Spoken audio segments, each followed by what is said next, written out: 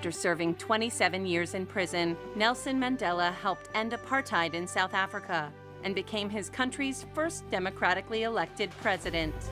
Nelson Mandela taught the 21st century how to forgive.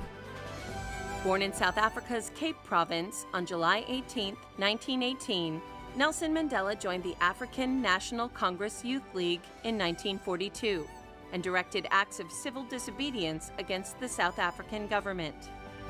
Nelson Mandela was an ardent opponent of apartheid. He came from this traditional clan which had a reputation for being fierce warriors that fought white domination from the very beginning. And he felt it was his sacred mission to somehow rid his people from this scourge. After the 1960 Sharpeville massacre, where police killed 69 and wounded 180 unarmed protesters, Mandela became more militant. 3 years later, Mandela and 10 others were sentenced to life in prison for sabotage and conspiracy to overthrow the government.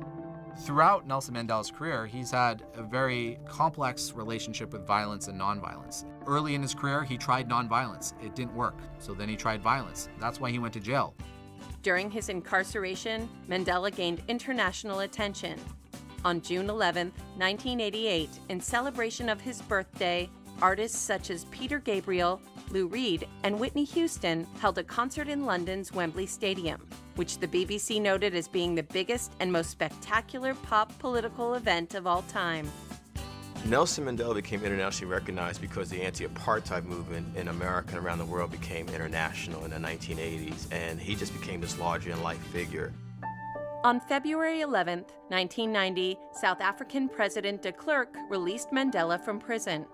3 years later, both men were awarded the Nobel Peace Prize for their work in ending apartheid. On May 10, 1994, at the age of 77, Mandela was elected president. There never was one like him, and there probably never will be another like him. He was committed, once he got his career going, to not only liberating the South African people, but also being committed to human rights and human dignity. In 2002, he was awarded the U.S. Presidential Medal of Freedom, and 2 years later, Mandela formally retired from public life, but continued to work on global issues such as climate change, HIV, and human rights.